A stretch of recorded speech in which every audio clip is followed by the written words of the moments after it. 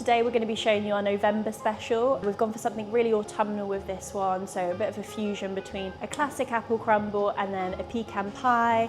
Very much autumnal, cozy flavours. Yeah, so let's go into the kitchen and I'll show you how it's made. So we already have a really solid fruit base for our apple and cinnamon crumble that's already quite autumnal.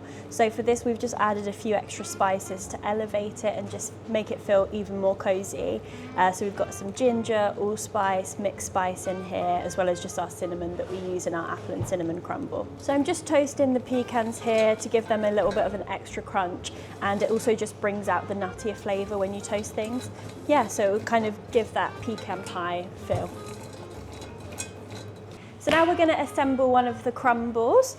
So I'm going to start off with my spiced apple base here, and then top that with some brown sugar shortbread. And this adds just some like caramelly notes into the crumble, similar to that of a pecan pie. And then going to go in with some of our pecans and a swirl of our whipped cream. So this is just our vanilla whipped cream that we have on our menu to order. It's also in our trifle crumble, and it's a nice, just airy base for all the crunchy pecans. And then I'm gonna assemble some of the pecans on top here in the middle.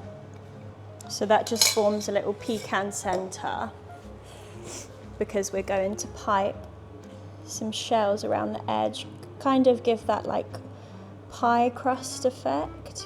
Go in with a little sprinkle of cinnamon around the edge.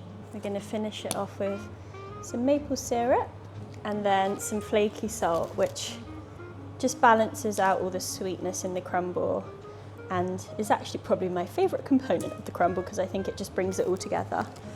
And there we go, that's the November special. So now it's time to taste the special, and I've got 2 spoons here and one is for Kim.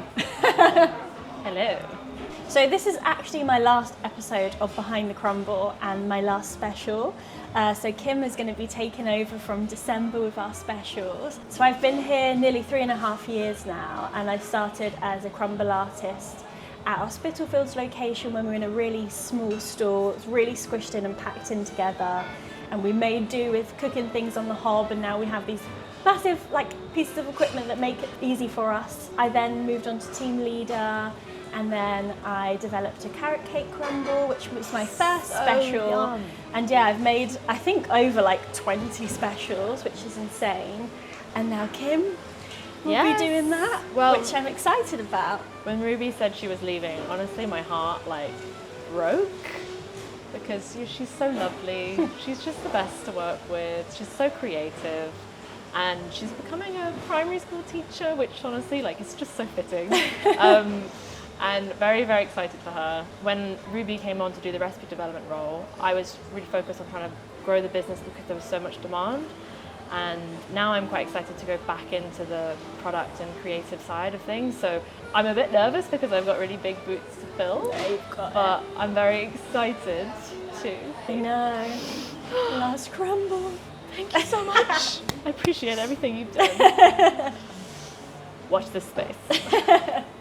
You go first. I will. How do I want to attack this? Oh my god, it's all coming out. This is why we have a tray. There we go. Okay. Look at those layers.